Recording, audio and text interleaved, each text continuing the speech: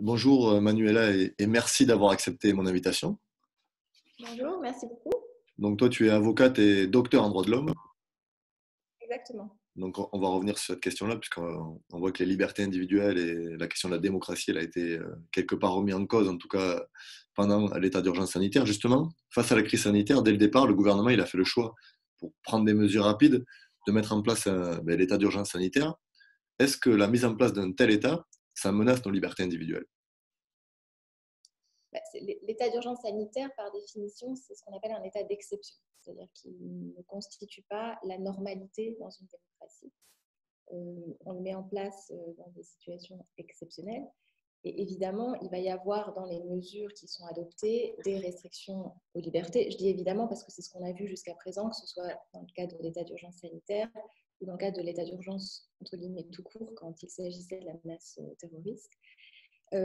La difficulté de ces états d'exception, c'est qu'ils viennent rompre l'équilibre, si tu veux, qui existe dans une démocratie entre les différents droits. Et cet équilibre, il dépend de beaucoup de choses et il est extrêmement fragile en réalité. C'est le concept de l'équilibre, c'est que c'est extrêmement fragile. Et donc cet état d'exception vient rompre complètement cet équilibre. Ce qui est difficile, c'est que c'est pour un droit au profit d'un autre. Donc on va dire que pour protéger le droit à la santé, qui est lui aussi un droit fondamental, on a tendance parfois à l'oublier, on va diminuer drastiquement, par exemple, la liberté de circulation. C'est ce qu'on a vu avec le confinement en France.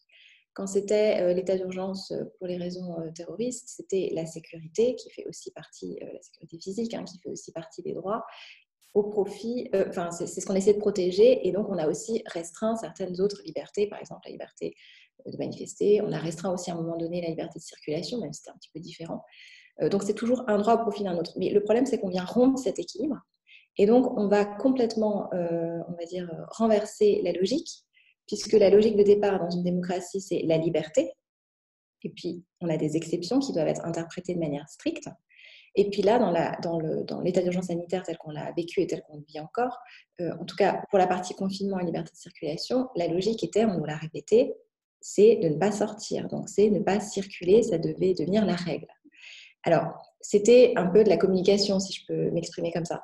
Parce que du point de vue constitutionnel, on n'a rien renversé du tout. En réalité, la liberté était toujours le principe en France, même pendant le confinement. Le problème, c'est qu'on a mis en place des règles qui ont restreint ce qui est possible. On a tout à fait le droit de restreindre la liberté. La question, c'est comment est-ce qu'on les restreint. Et donc là, ce qui va entrer en jeu, qui va être fondamental, c'est le contrôle que le juge va opérer sur ces mesures.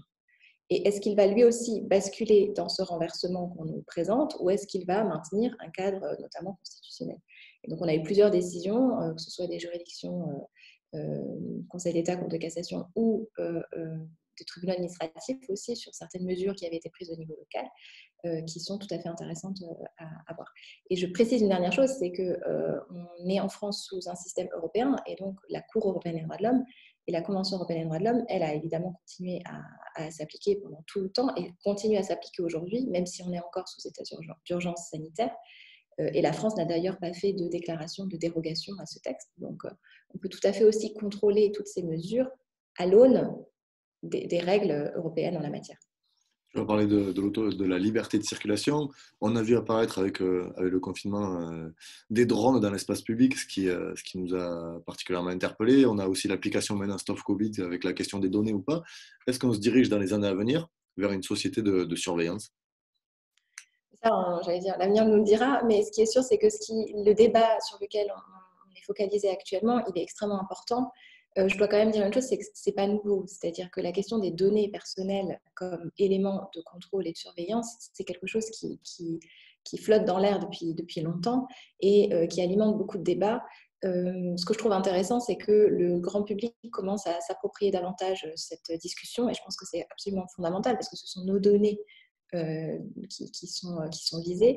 Donc c'est important j'allais dire que du point de vue démocratique, que l'opinion publique s'empare elle aussi de cette question qui paraît parfois technique, mais qui en fait est une question de démocratie avant tout.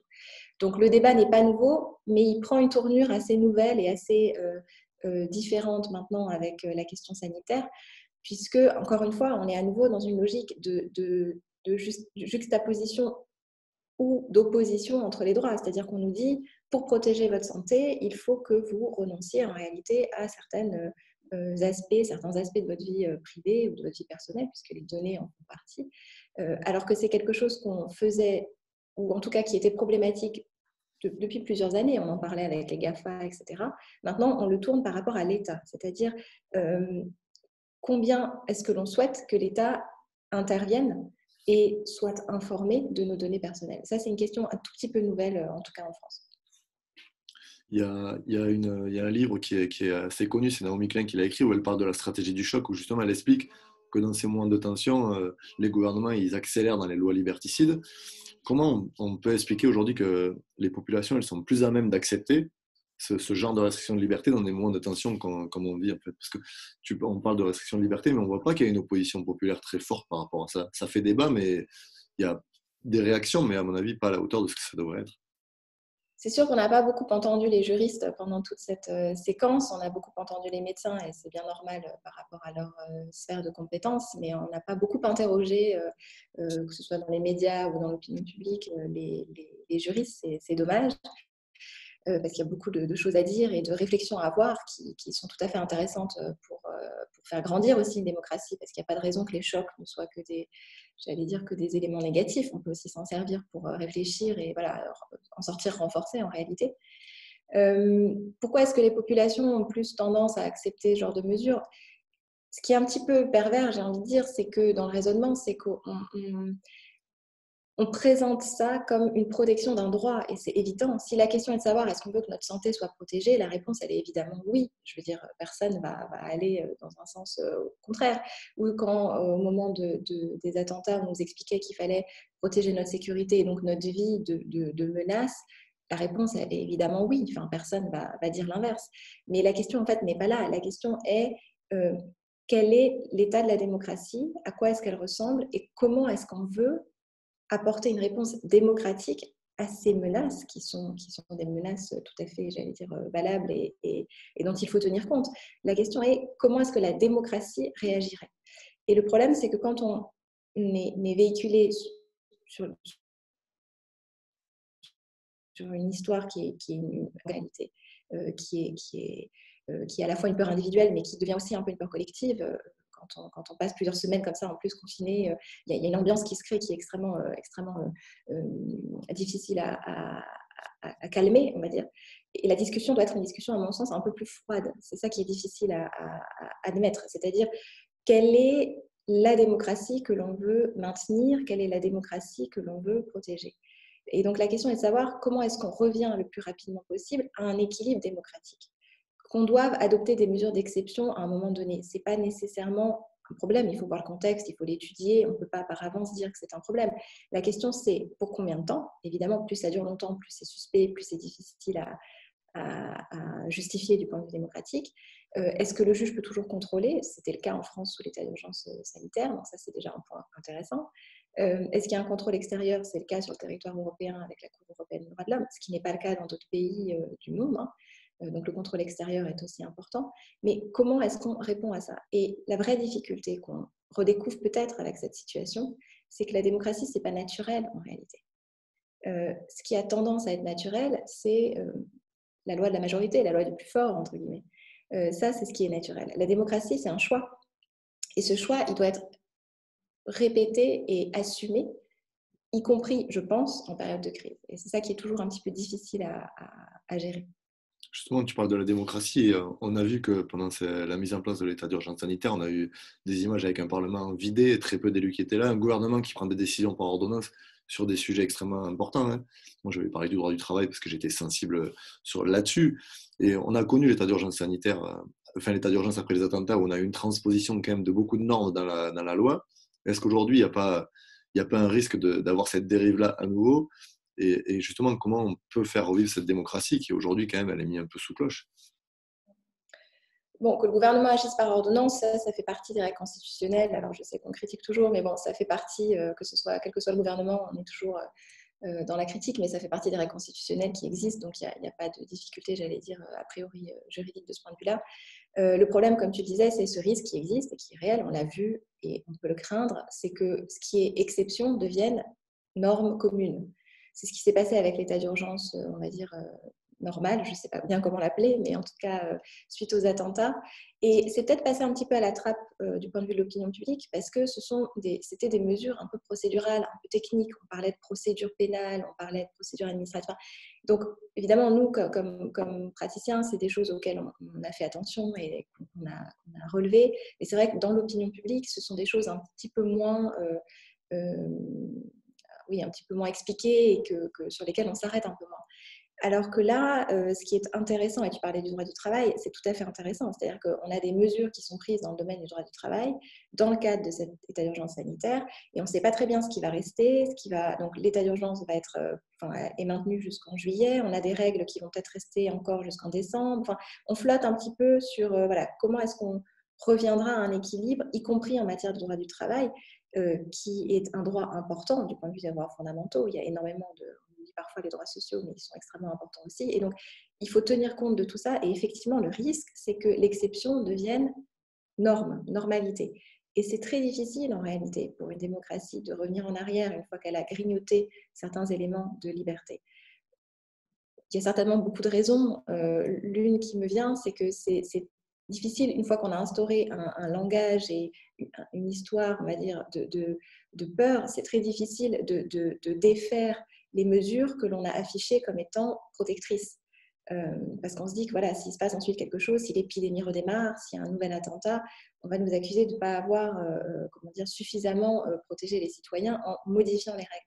Alors qu'en fait, l'idée n'est pas là. Mais je pense il me semble que dans le langage, j'ai l'impression que c'est difficile de détricoter un petit peu ce qui a été fait. Donc, c'est pour ça que vraiment, je pense que la question de la temporalité est importante et que la durée doit être courte.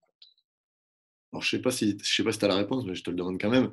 Est-ce que la mise en place d'un état d'urgence sanitaire ou autre, c'est la bonne réponse? Ou est-ce qu'il n'y avait pas des dispositifs législatifs ou des lois qui permettaient de faire face à la crise sans s'enfoncer dans cet état d'urgence sanitaire? Parce que c'est la question que beaucoup de gens se posent en fait. Parce qu'on voit pas vraiment, on voit pas vraiment le rapport entre l'état d'urgence sanitaire et le fait de prolonger la durée légale du temps de travail, par exemple. Ça interroge, quoi. Oui, c'est ce qu'on a beaucoup entendu, c'est-à-dire qu'on aurait profité de cette situation d'exception pour faire passer certains textes. Est-ce qu'on aurait pu ne pas décréter l'état d'urgence sanitaire? Oui, on aurait pu. D'autres États ne l'ont pas fait et ils ont eu les armes utile, on va dire, pour vaincre l'épidémie. Je pense que c'est une décision politique. Là, je n'ai pas d'avis très précis à te donner. Par contre, ce qui est certain, c'est que du point de vue des droits et des libertés, on n'a pas besoin d'un état d'urgence sanitaire pour les restreindre. C'est-à-dire qu'on n'est pas non plus j'allais dire, dans la théorie des droits de l'homme ou dans la pratique aussi des droits de l'homme, on peut tout à fait restreindre des droits. Il n'y a pas de difficulté. Simplement, il faut que ce soit proportionné, il faut que ce soit utile, il faut que ce soit prévu par un texte. Enfin, voilà, il y a des critères. Donc, on aurait très bien pu restreindre les libertés sans nécessairement passer par un état d'urgence sanitaire. Ça c'est, du point de vue juridique, c'est une possibilité. Donc, il y a une autre actualité qui vient aujourd'hui s'entrechoquer avec ça, c'est la question des violences policières. On a vu beaucoup de manifestations à travers le monde, et notamment suite à l'assassinat d'un jeune Nord-américain. On a vu la répression en France du mouvement des Gilets jaunes qui a été quand même extrêmement violente, puisqu'il y a des gens qui ont perdu la vie. On a souvent tendance à dire que le régime s'enfonce vers l'autoritarisme et qu'il est liberticide. Est-ce qu'aujourd'hui, c'est une des caractéristiques de ce gouvernement-là? Alors, la question des violences policières, nous, on la voit depuis, c'est un thème de débat depuis très longtemps, donc ça ne date pas de ce gouvernement. On a, au niveau de la Cour européenne des droits de l'homme, un certain nombre d'arrêts déjà de condamnation de la France, qui remontent à beaucoup d'années. Donc, on a des situations, il faut faire attention parce que la Cour européenne, il y a parfois des arrêts qui sont un peu, qui montrent une situation spécifique qui a eu lieu à un moment donné. Ça ne veut pas nécessairement dire que tout le système, entre guillemets, fonctionne de cette façon. Mais c'est une question qui est prise au sérieux par les instances européennes, que ce soit pour la France ou pour d'autres pays. Et donc, on a tout à fait, j'allais dire, une surveillance qui existe et des outils de contrôle extérieur, ce qui n'existe pas aux États-Unis, par exemple. Aux États-Unis, ils ne sont pas du tout soumis à un contrôle extérieur, que ce soit régional, on va dire, ou même mondial, parce que les Nations Unies interviennent peu de manière juridique, judiciaire plutôt sur ce sujet, alors que la Cour européenne rend des arrêts qui doivent être appliqués ensuite par la France avec des indemnités pour les requérants s'il y a une condamnation, etc. Donc, c'est un sujet qui n'est pas nouveau en France. Ça ne veut pas dire, est-ce qu'il est plus présent ailleurs qu'en France, ça, je ne sais pas. Il faudrait regarder exactement les statistiques. En tout cas, ce que je peux te dire, c'est qu'il y a des éléments de contrôle qui existent et qu'il faut arriver à activer. Est-ce qu'ils sont possibles? Est-ce qu'il est possible de les activer en pratique? Est-ce que tout le monde a les moyens de le faire? Ça, c'est la grande question qui dépasse les violences policières, qui est la grande question de l'effectivité des droits en général. Et évidemment, il est plus facile de faire respecter ses droits quand on sait à qui s'adresser, quand on a les moyens de comprendre ce qui se passe aussi, quand on sait ce qui est permis et ce qui n'est pas permis. C'est l'éternelle question, j'allais dire, en matière d'effectivité des droits, et c'est sur ce point qu'il faut évidemment travailler. Dernière question, mais est-ce qu'on peut dire qu'il est liberticide ou pas, ce gouvernement? Au regard des lois qui sont prises, vous avez un regard qui est certainement beaucoup plus précis sur les textes, par exemple, réglementaires que la majorité des gens. Liberticide, ça veut quand même dire que toute liberté est annihilée. Non, ça, on ne peut pas dire qu'en France, actuellement, ce soit la situation. Par contre, il y a un degré d'attention qu'il faut évidemment avoir dès qu'on parle de mesures d'exception. Ça, tous les juristes en sont bien conscients. C'est pour ça que je répète, c'est vraiment dommage qu'on n'ait pas entendu les juristes dans les médias pendant cette période de confinement, et même maintenant, parce qu'on est encore sous état d'urgence sanitaire. Il y a des éléments de procédure pénale, de procédure tout court d'ailleurs, qui sont vraiment problématiques en termes de droit de la défense, mais ce sont des éléments techniques qui touchent moins la population et sur lesquels on attire moins l'attention de la population.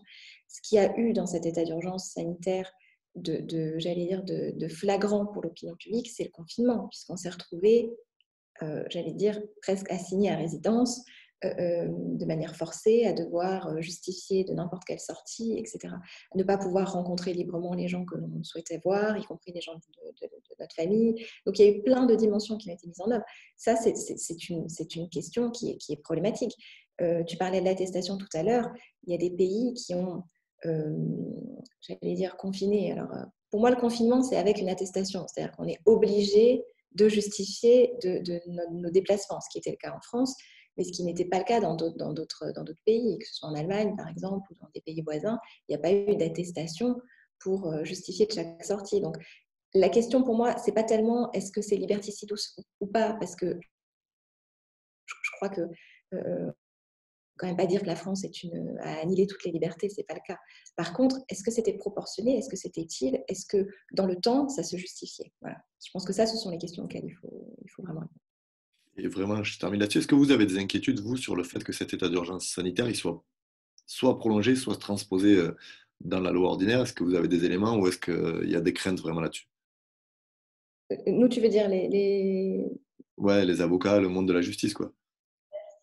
bah, des craintes, on en a, parce que, en tout cas, je parle pour moi, je ne peux pas m'exprimer au nom de tout le monde, mais moi, j'ai des craintes parce que c'est ce qu'on a vu par le passé. C'est-à-dire que ce n'est pas seulement des craintes dans le vide ou une possibilité, c'est probable, c'est-à-dire c'est ce qui s'est passé par le passé. Et je suis assez attentive à ce qui se passe en matière de droit du travail, parce qu'effectivement, il y a un certain nombre de règles dont on ne comprend pas toujours très bien ce qu'elles viennent faire là, et l'utilité de certaines prolongations ou de certaines, j'allais dire, certaines gestions de crise, etc. Donc, il faut voir un peu ce qui se passe, mais il faut être très attentif, ça c'est clair.